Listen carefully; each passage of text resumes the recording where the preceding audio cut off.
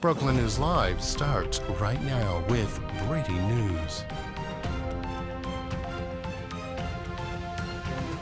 And good day, good to be with you on a Thursday. Time is now 2 p.m. You are taking a live look there on the right side of your screen at traffic right now at a collision that has just cleared. I'm Jackson Mitchell. It is Thursday, May 14th. Again, just moments ago, a crash was cleared that blocked all southbound lanes of I-555 near the exit 35, which is the Bay exit. We'll bring it to you full screen. A helicopter was even forced to land on the scene due to the extent of one of those injuries, and that helicopter has since taken off just moments before we came on the air. But again, a major collision that occurred at the near the Bay exit on I-555 has just cleared within the last few moments. Traffic, as you can see, still backed up, but now moving all through one lane. You can still see the tow truck and another police vehicle still on the scene. But again, a collision that forced a helicopter to land has just about wrapped up fully in all of that. That was just, again, moments ago there, as you continue to take a look live at that RDOT camera. So our thanks for RDOT for having these cameras able to see real time what is going on state roads. So again, a crash just moments ago clearing. Wanted to bring you that first here at the top of the hour so that if you are traveling, listening to us in your car, wherever you are, you're able to know that, again, that crash has just cleared. A helicopter taking off just moments ago. It was a busy evening last night as President Trump was greeted with a large ceremony in Beijing yesterday. A quite large ceremony, I'll say that, as I watched it last night live. Take a look. I'll show you some video. This is from earlier today, as the events continue throughout Beijing at that 2-day summit. Today is day 2. The president will return later tonight, according to the information that I have here at Brookland News. So excuse me there as we continue to watch the footage showing those from Beijing as the president was welcomed last night. This was a ceremony from yesterday, or from this morning, excuse me. It looks like there might be dated wrong. That is from this morning. The Chinese president Xi Jinping spoke, and so did President Donald Trump. During the greeting, I want to place some remarks from both of them. This is President Trump this morning. Between the American and Chinese people goes all the way back to America's founding. Thank you again, President Xi, for this beautiful welcome. And tonight it is my honor to extend an invitation to you and Madam Peng to visit us at the White House this September 24th. And we look forward to it. And I'd now like to raise a glass and propose a toast to the rich and enduring ties between the American and Chinese people. It's a very special relationship, and I want to thank you again. This has been an amazing period of time. Thank you, President Xi. President Trump there raising a toast in Beijing as he finished up those remarks. Again, we do know, as the president also noted there, that the Chinese president, Xi Jinping, is expected to visit the White House a little later this year. Now, President Xi also spoke on where things stood with the relationship between the U.S. Here are his remarks via a translator. Take a listen here. Through efforts of the two governments and peoples, the door that had remained frozen for over 20 years was opened, marking a milestone in contemporary international relations. From then on, China and the United States have written many chapters of friendship through mutual openness and cooperation. Under the new situation, President Trump and I, fully aware of the expectations of our two nations and the international community, have had multiple meetings and phone calls and kept China-US relations generally stable. So President Xi there making remarks as, again, he spoke. That was also This morning, now since the US-China summit began in Beijing, the president and the Chinese president have been discussing a wide range of topics, including issues like the war in Iran, of course, trade, Taiwan, with the artificial intelligence and the chips there. In global energy security, U.S. officials say one of the biggest priorities has been trying to get China to help pressure Iran back into serious peace talks and to help stabilize shipping through the Strait of Hormuz. The two sides have also been negotiating on measures and discussing measures to ease rules on trade and around advanced AI technology and cybersecurity. Now, while both countries have described the talks as, quote, constructive, major disagreements still remain over things, especially like Taiwan, sanctions, and China's relationship with Russia. Now, all of the business and CEO leaders that have traveled with the U.S. have noted that talks are going well. Late yesterday, Elon Musk and Tim Cook noted to members of the press as they exited the meeting, noted yesterday that talks had been going well and at least some progress had been made during those conversations. So that, I guess, a good thing to hear if you are in support of the U.S. visiting Beijing. Also earlier today, the CENTCOM commander, Admiral Brad Cooper, appearing for testimony in front of members of Congress. Want to take you to video from that earlier today. This is this morning. Admiral Cooper testified on Capitol Hill today as members of Congress questioned military leaders about the escalating conflict in the Middle East, growing threats to U.S. forces, and the possibility of a wider regional war. I will like to note that the person on your screen is not Admiral Brad Cooper. It was this is another official who was testifying alongside Admiral Cooper.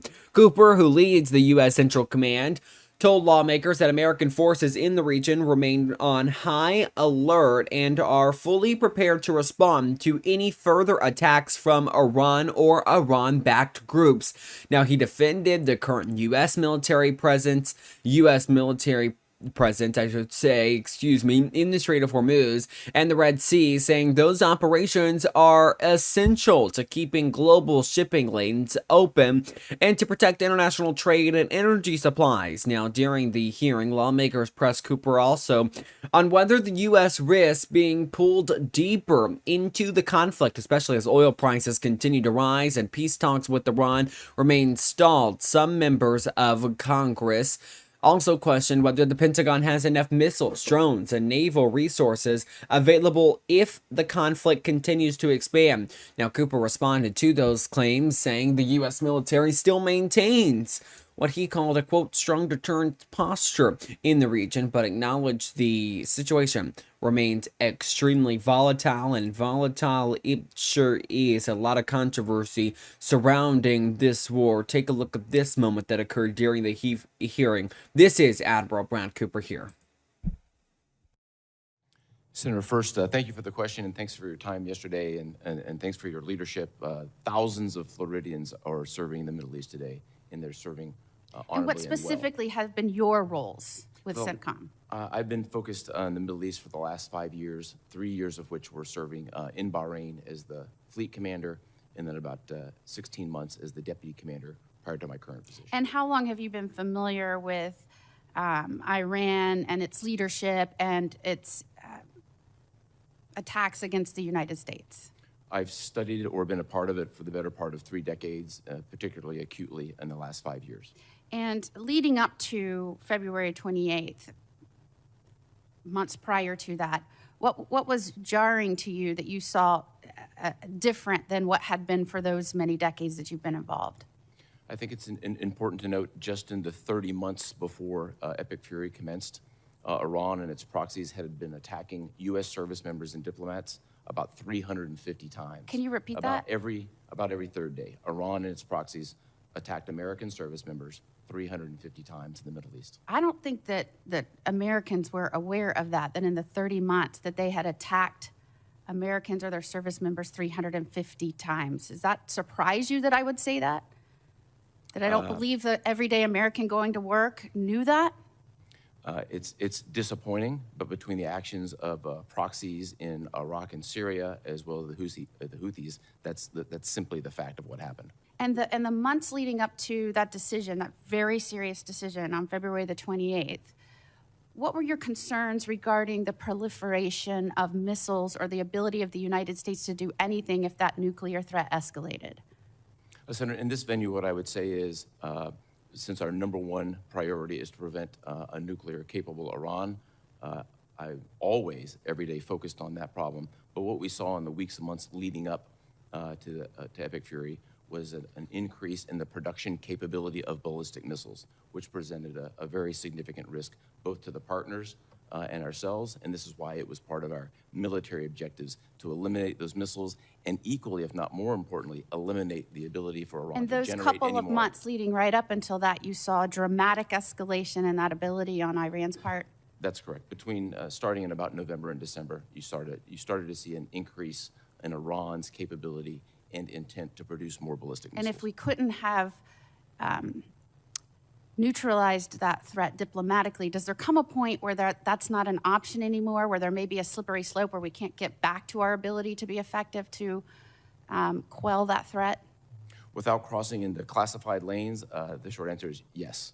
Iran has had a large-scale capability to produce ballistic missiles beyond which could potentially be defended. I think that's a very important point. The second point is that capability has been virtually eliminated. And I believe I heard you say at this point you believe Epic Fury has satisfied its mission? Senator, we met every military objective for Epic Fury. And what is the difference between where we were on the 28th of February and right now? If I used a couple of examples, the Iranian Navy went from harassing throughout the region and being a regional power to having no Navy. Thank you. Thank you, Senator Moody. Senator King. Thank you, Mr. Chairman. Admiral, you used the word myth busting a few minutes ago, and Alrighty there, senators pressing Admiral Brad Cooper, who is over the Central Command on the Iran war. You heard him there towards the end. Note, and there is Admiral Brad Cooper from this morning during his testimony. Note that they believe that they have met all of the military achievements here. The question is that people are now going to ask, why isn't this war over then? Could it be why the U.S. has kind of slowed down its operations? But again, to also note here, the Iranians, according to at least to what we've heard from the people in the U.S., are not discussing a ceasefire or an end to this war in a way that they once were, and the president has made it clear that he's not sure if they are really talking to the right people. Alrighty, we're going to sneak in our first break of the hour. We've got more news when we come back. A whistleblower on the COVID-19 on coronavirus. So we're going to talk a little bit about that, what that whistleblower had to say during a public hearing in Capitol Hill, plus the latest on that hantavirus outbreak. And then we are now tracking where almost both lanes of traffic have reopened there on I-555 just outside of Jonesboro. And it looks like that both lanes of traffic on the southbound side here have now opened back up as you take a look at that camera that has now repositioned itself. Again, this camera is right at exit 35 where it takes you to Bay off of Interstate 555. So a live look there as you take a look, things clearing after again a major collision occurred that was a helicopter was even called for one of the injuries. We know injuries were reported, but we do not know how many injuries nor the extent of those injuries. A quick break. When we return, more news and weather. Stick with us here. We got your forecast coming up here towards the end of the hour.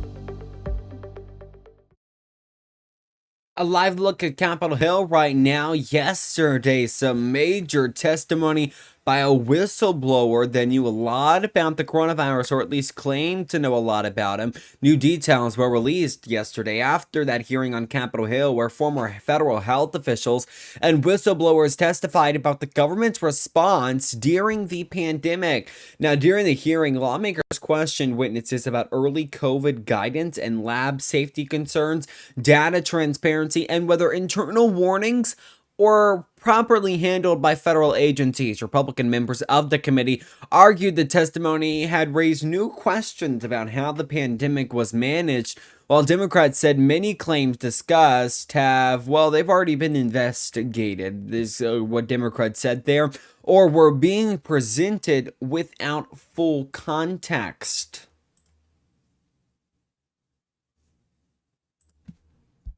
Public health policy would have been very different had the American public been made aware that a virus from a lab in China was going to serve as the foundation for an emergency use authorization mRNA products being mandated by the former administration. Dr. Fauci's role in the cover-up was intentional. Dr. Fauci influenced the analytical process and findings by leveraging his position to ensure the IC consulted with a conflicted list of curated subject matter experts, public health officials, and scientists. This included some of the authors of the paper, The Proximal Origin of SARS-CoV-2, and other public health experts who have been in his orbit for the last 20-plus years. Now, the hearing is part of a continuing series of congressional investigations, and it looks like we may have had a little bit of a glitch there. My apologies about that, but a continued investigation about things here, by congressional investigations into both the origins of COVID-19 and the federal response. Now, more than 6 years after the start of the pandemic, lawmakers say additional document request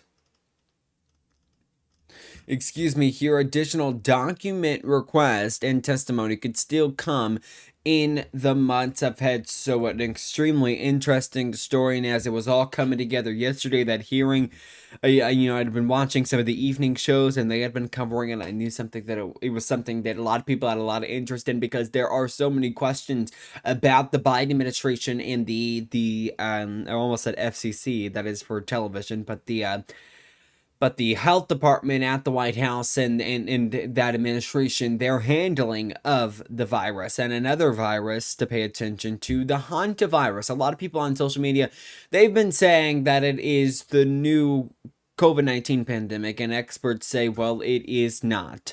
Well, we're getting a new update this afternoon where things stand there. I'm going to show you some footage here as people exited the boat back in earlier this week as we talk about that hantavirus truck and cruise ship called the MV Honduras.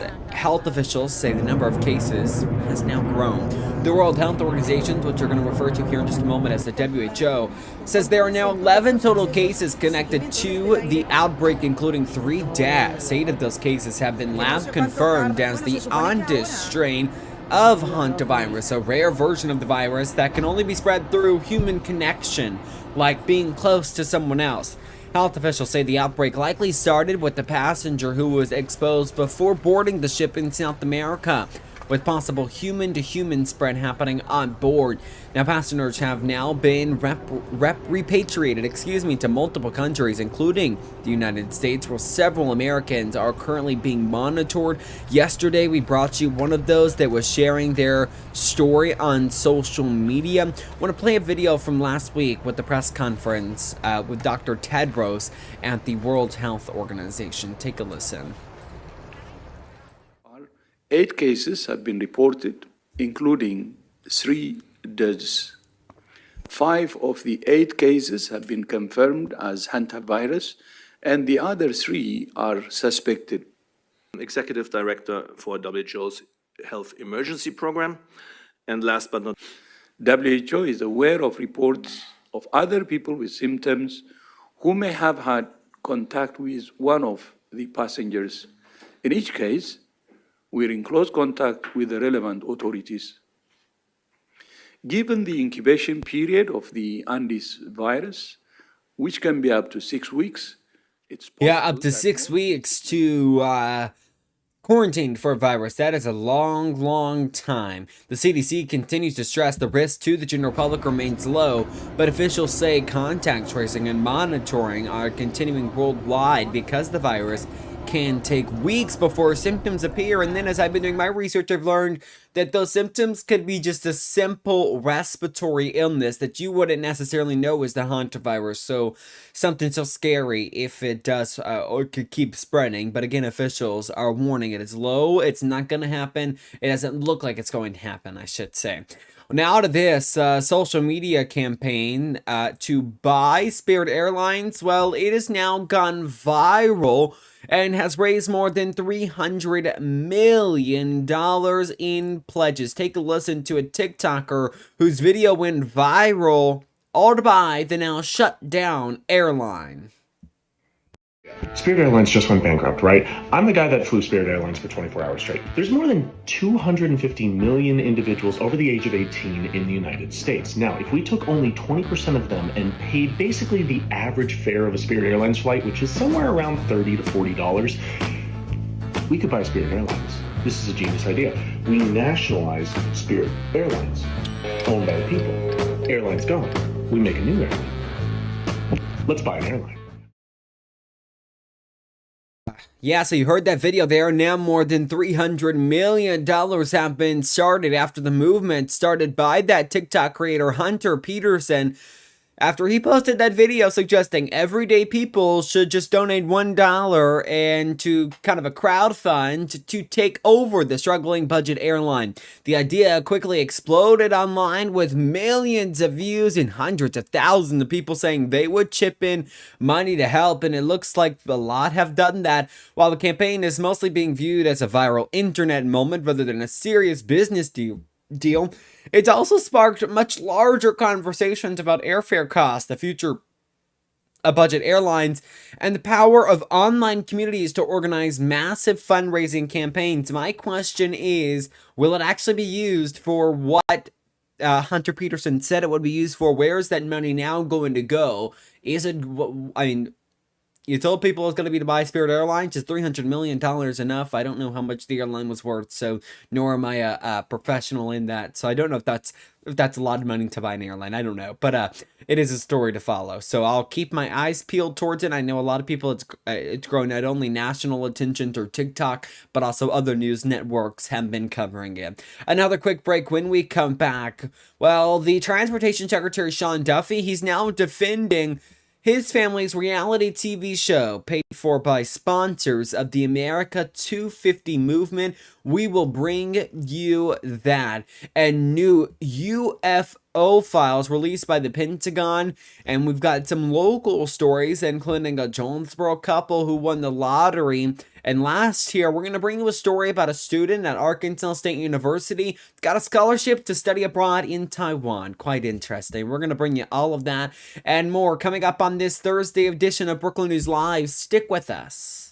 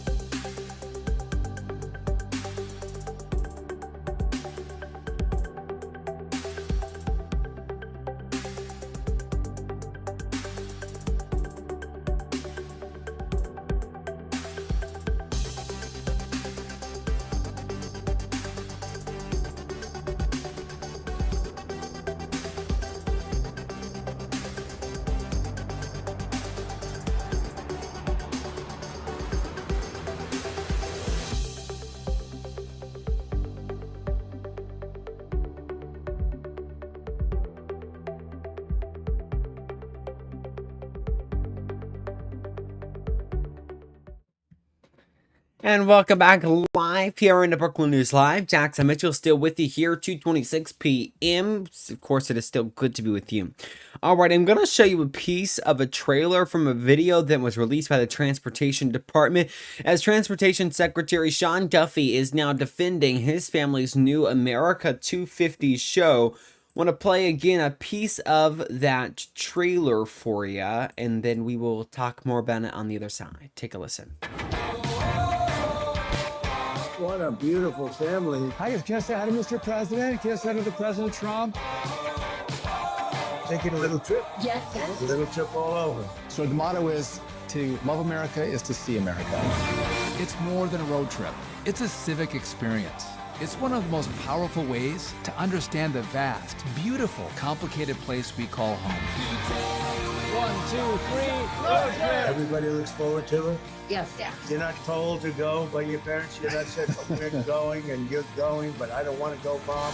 Seatbelts on. Everybody wants to go, right? Well, there you go. It's a 5-part series. It's set to stream on YouTube as part of the nation's upcoming 250th celebration of the signing of the Declaration of Independence back in 1776. But that project, well, it's grown a lot of heavy criticism online and from some political figures who argue the show feels out of touch, as many Americans are dealing with, well, not only high gas prices, but flight delays and transportation concerns. Ethics watchdogs have also raised multiple questions about corporate sponsors connected to the series, including companies like Boeing, Shell, and United Airlines, which are all regulated in some way by the Transportation Department. Sean Duffy is out defending this. Take a listen. When I first heard about your project, this idea where you take your family on a road trip to promote travel and tourism in the United States, I thought this is a cool idea. Then I showed up on the CNN set, and not everyone agreed. People like your predecessor, former Secretary of Transportation Pete Buttigieg, the absentee Pete Buttigieg, he said, I love a good road trip, but this is brutally out of touch. A Trump cabinet member making a documentary about himself while regular families can't afford road trips because Trump and his war put gas prices through the roof. Other media people were essentially arguing that Americans should shelter in place, I guess because a Republican is in the White House. How do you answer these critics of the great American road trip? At the Department of Transportation, we have leaned into America 250, and the whole administration has. And there's a lot of people that want to participate in that, but I've asked all the airlines, wrap planes. And I've asked Amtrak to wrap an Acela train. I have buses that are getting wrapped. If you were here with me, Scott, I might wrap you too. A lot of wrapping going on. We're going to do a Grand Prix race, IndyCar races in Washington, D.C., 185, 190 miles an hour down Pennsylvania Avenue. We're partnering in that as well. But I thought it'd be great. Let's get Americans out to see their country. And you can travel, whether it's 2 days, you can travel 2 hours somewhere near your home. You can camp, you can pack a cooler. It's affordable. But I don't know about you, when I was growing up, there's 11 of us in my family, 11 kids. My mom took us on road trips all over to Florida, to Arizona, to California. One time we stopped at the Grand Canyon, and she made us walk 12 miles down to Phantom Ranch and then 12 miles back up, all in the same day. I think I was 12 years old. At the time, it was horrible, but it was one of the fondest memories. I lost her about 2 years ago. One of the greatest memories that I reflected with her on as she was in the last weeks of her month. And with her own kids, it's a great time. Yeah, there. So Transportation Secretary Sean Duffy defending this move, saying maybe that it was the right thing to do. And excuse me here as I'm working on kind of something we're going to bring you a little later in the hour. But Duffy again pushing back hard against those that are giving him criticism, saying the series is not only about celebrating America, but about promoting family travel. Almost word to word there what he said in that video interview with that CNN analyst and the host of his own show, and his name is not coming to the top of my head, but he does appear on CNN quite often. Well, also, the Pentagon now releasing new files of unidentified flying objects. So this is a story that is always gets so much attention. Are aliens real? Are ghosts real? Whatever. They're known as, also can be known as UAP files, and the Pentagon now is releasing decades of previously secret government reports involving these unidentified objects. Okay, I'm going to show you some of them. Some of these, you might be like me, and you might be like, okay, that doesn't look like, that looks like something else. That doesn't look like this. But the release did include more than 150 documents. That picture, somebody apparently sent that in to the Department of Defense. But the release includes 150 documents, photos, and videos from military personnel, pilots, NASA missions, and federal investigations dating back all the way to the 1940s. Some of the files describe strange lights, metallic objects, and fast-moving orbs observed near military training areas and even during Apollo space missions. That's how long ago it was. The Pentagon says there is still no confirmed evidence of extraterrestrial life, but officials say the release is part of a larger transparency push following years of public pressure to, well, declassify records just like this. So an extremely interesting story that's always grabbed so much attention, and it's a story that we have followed here at Brookland News. So really interesting story there. Again, the release of not only a few but hundreds of documents, photos, and videos dating all the way back to the 40s of new UFO or UAP files. So really interesting, and I'm gonna be all over it because I've always wondered, just like you probably have, are these real? Well, now to this Sunset Sessions, a little lighter story. Sunset Sessions will return to Craighead Forest Park, bringing live music back to the band shell after recent upgrades to the venue. Quote, "We are bringing back Sunset Sessions in 2026. Says a Facebook post from Jonesboro Parks and Recreation. Get ready for evenings filled with live music, great vibes, and beautiful sunsets at Craighead Forest Park. Join us for live music at the band shell at Craighead Forest Park, featuring local musicians in a free concert series the whole community can enjoy." You see the dates listed there, just a few of them, May 16th and 17th, guys. That is a little later in this week. That is this weekend. And June 20th, and then you got a few others there. So visit their Facebook page, follow up what you need to know here, as again, the series will run monthly from May through September, and again, feature live local artists from performing a mix of country, rock, folk, and blues during sunset evenings at the park. City officials say the improvements, including updated seating, lighting, and sound systems, were done to enhance both the performer and audience experience and help revive community events in the space. I've been to a few events there at the band shell. I believe I've covered a few as well.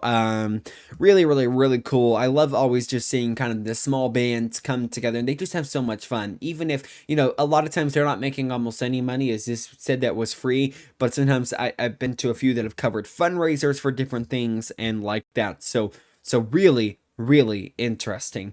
Alrighty, we're going to sneak in another quick break. When we've come back, we've got more on all of the stories you need to know. We're going to talk about your forecast, plus a Jonesboro couple that won part of the lottery, and an A-State student heading to Taiwan. That is coming up on this edition of Brookland News Live, and we're also going to take you live to the House of Representatives coming up.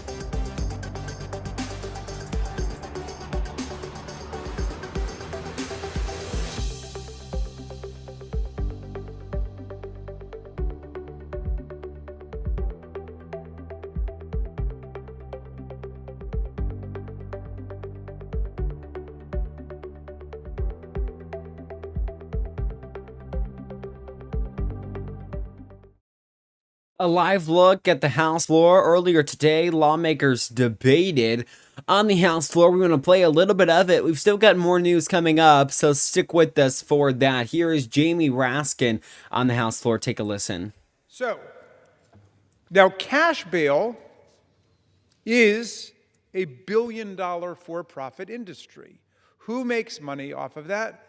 The bail bondsmen make money off of it. And they are very politically active. They don't want to see any change. They don't want to see the federal system being adopted by states and jurisdictions around the country. A cash bail system asks a different question. Doesn't focus on, are you dangerous, are you a flight risk? It focuses on, can you pay? Can you pay? And from the standpoint of the federal system, that's an irrational, arbitrary issue that just confuses the question of why a person who's presumed to be innocent but now facing serious criminal charges should be held in jail during the pendency of their trial, waiting for the trial to take place. So I don't know why. I'm surprised that there are members of Congress who are demonizing jurisdictions simply because they prefer to employ a policy that exactly mirrors federal law. To say that that's somehow soft on crime strikes me as just bizarre, unless the entire federal system is soft on crime because of the system that we've used. And so I am not in any way afraid of or intolerant of this debate. I think we should have the debate.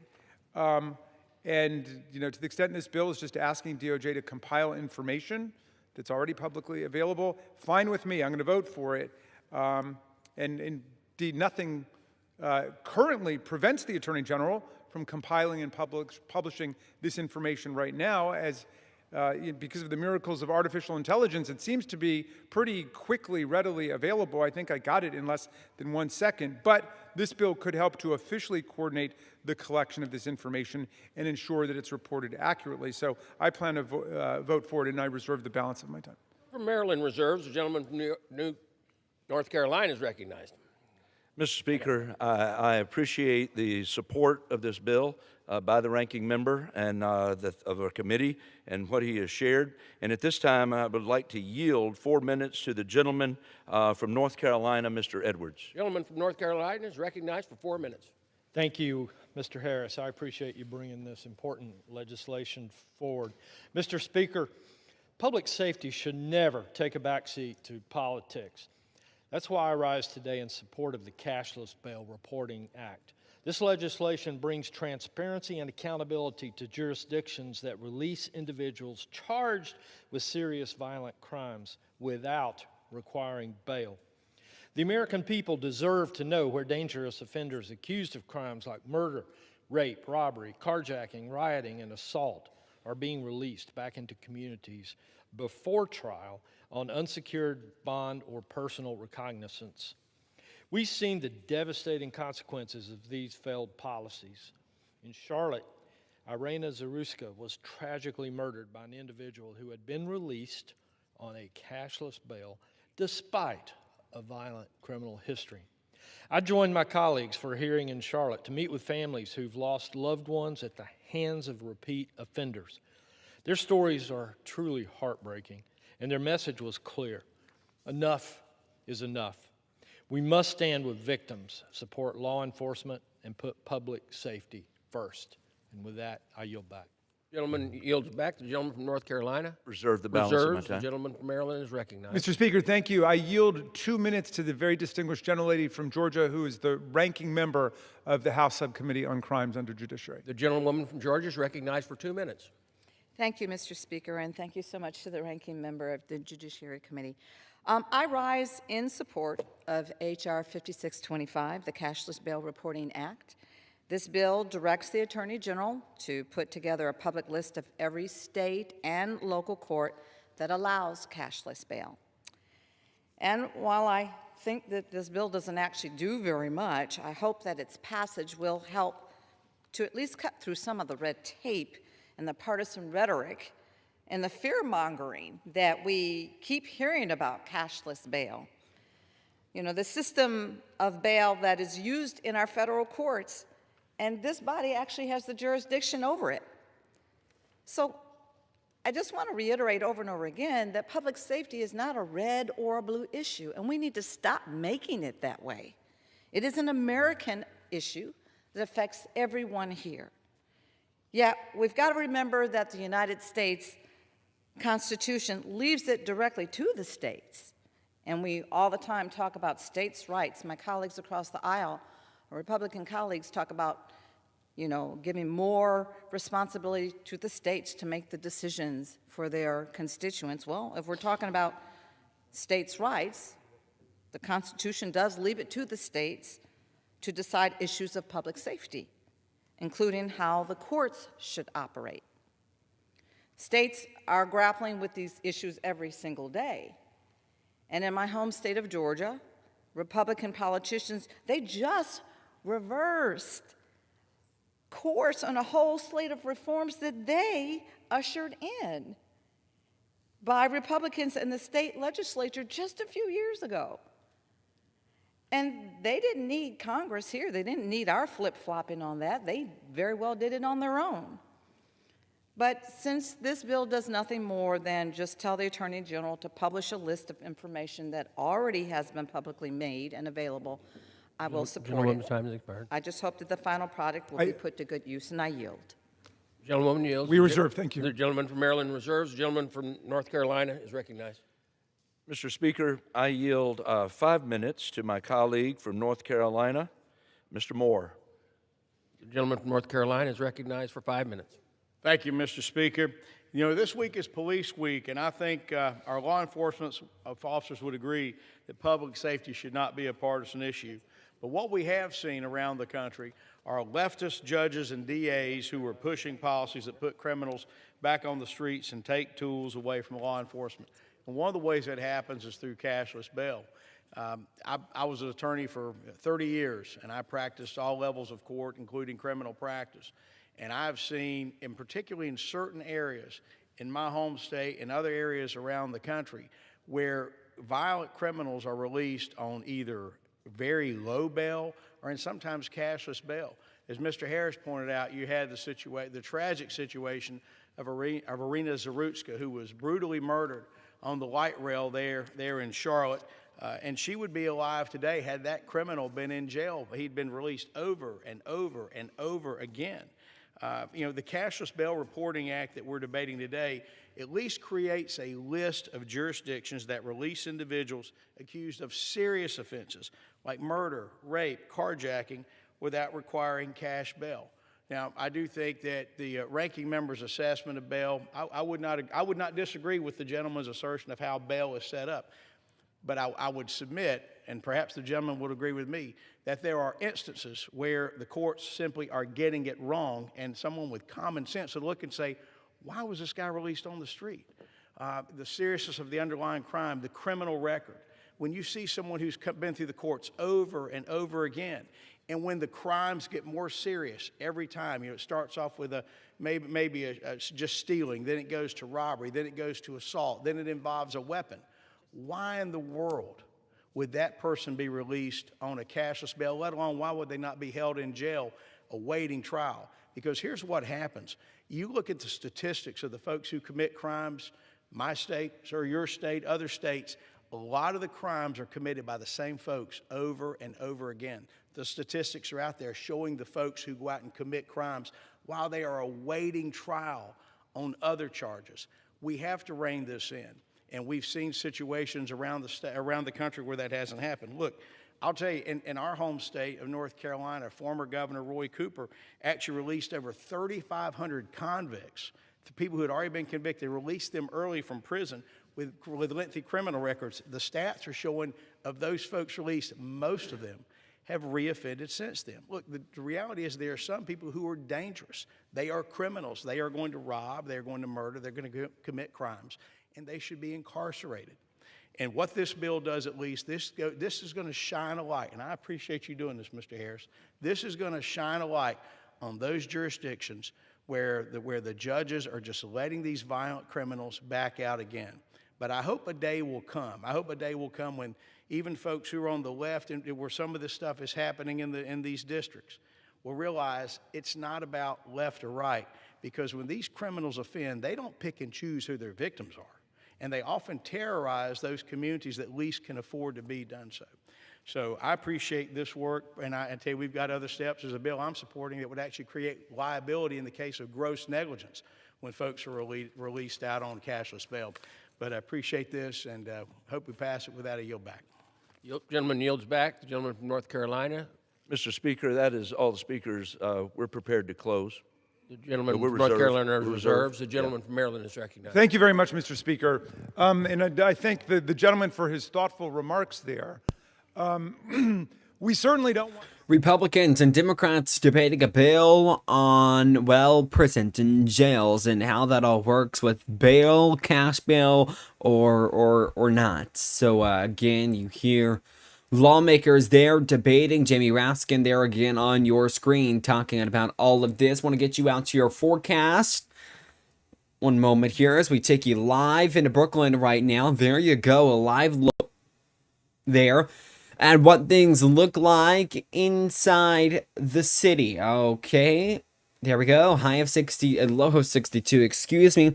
As we go into the overnight hours of tonight, by Friday, things are going to pick up once again, getting all the way up into the 90s, a high of 89 and a low of 72. Right now, it is 77 outside. It actually feels great if you step outside.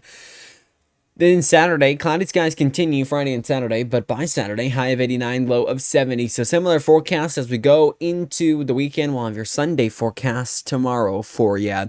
That and more. We got still some more news to come here. We're going to talk about an A-State student now who is heading to Taiwan after getting a scholarship. A live look again in Brookland. Again, the A-State student heading to Taiwan after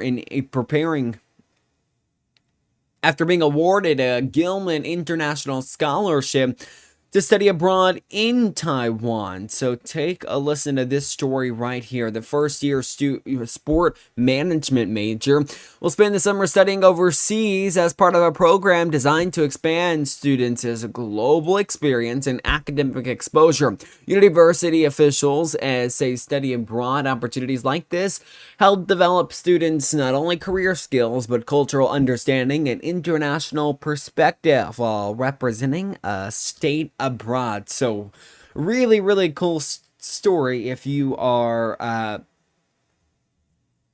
that student that is now going to be studying abroad. And a Jonesboro couple has won $50,000. You heard that right, a dream for sure. After a quick stop at a gas station on Mother's Day turned into a life-changing moment for a Jonesboro couple after they scratched their win to a $50,000 lottery win. The couple purchased a $50,000 stacked instant scratch-off ticket from the Maverick on East Highland Drive after dinner with their family. The ticket was originally bought as a Mother's Day gift, and while the kids were picking out snacks inside the store, the wife picked the winning ticket. How lucky that is, especially on a Mother's Day. Now, she scratched it later in the car on the way home. And at first, the couple thought they had won $30,000, but after a second look, they realized it was actually a top prize of $50,000. The husband said he had to pull over after realizing what had just happened, saying his wife broke down in tears when they confirmed the win. The couple says they've only shared the news with close family and his boss so far, and even had to send a video of the winning ticket to prove it. Now you see him there in a picture that has his face covered. Of course, in Arkansas, you can choose to be public or private with your winnings. So an extremely cool story for that Arkansas couple. Another quick break on this Thursday. When we come back, we've got more of the stories making headlines and on a new law coming into effect here soon in Arkansas that would restrict soda and candy purchases with SNAP benefits. You couldn't do it if you had SNAP, if you were using SNAP benefits. Okay, we're going to sneak in another quick break. More to come on the other side.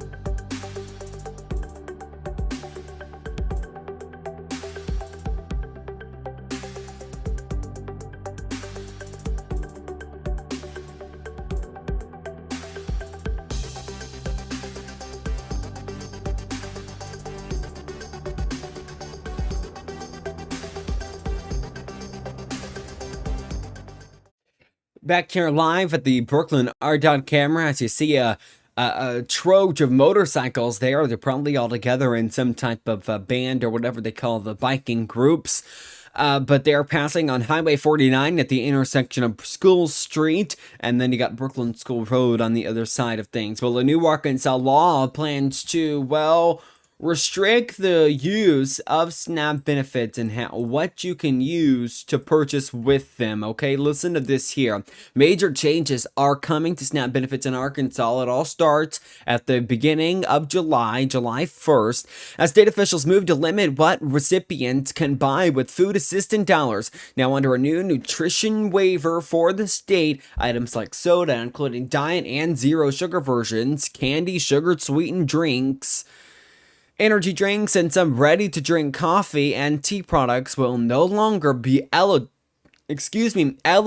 for purchase by using your SNAP benefits. Take a look at this graphic put out by the state that says under the new SNAP nutrition waiver that goes into effect at the beginning of July, certain products such as soda, candy, and other unhealthy beverages can no longer be purchased in Arkansas with those benefits. Now, the Arkansas Department of Human Services says the policy is designed to improve health outcomes by pushing benefits toward more nutritious grocery options. Officials say SNAP recipients will still be able to purchase essential items like baby formula and nutritional supplements. So not everything's going to be restricted here, just a few of those sweetened drinks like sodas, energy drinks, and then as well as candies. So all restricted under this new Arkansas law set to take effect at the beginning of July. So be careful if you're out there trying to swipe that card, and you do use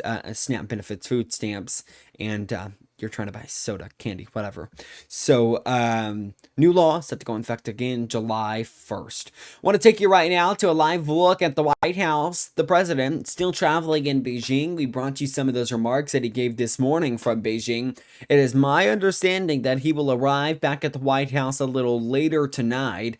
We'll be following that if anything occurs in that trip in Beijing, and what the president not only says, but what the president is going to say after the trip. What is likely to be those big things that the president is going to likely boast about when he gets back from this trip, or even on Air Force One on his way back from this trip. So one of those, just a few of the stories that we're going to keep our eye on, and we will bring you that probably likely tomorrow. What kind of some of those deals that might have been made. Of course, lots of business CEOs were traveling with the president on this trip to Beijing. Not only that, but a number of people, including Secretary of State Marco Rubio. You also had Secretary of Defense or War Pete Hegseth traveling with the president. And then I believe there were other secretaries that I can't remember the names off the top of my head. But again, a big trip by a U.S. delegation. Not only that, the Chinese had a lot of people there as well for their delegation of the trip at the Great Wall of the People in Beijing. The president again expected to arrive back into the States beginning tonight. That is going to wrap it up for our coverage here on Brookland News Live. It's been a pleasure to be with you throughout the last hour here.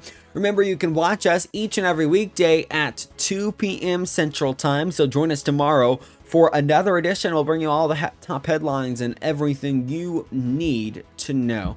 Thank you so much for watching. I'm Jackson Mitchell signing off for now. We're back at 2 tomorrow. Have a great day.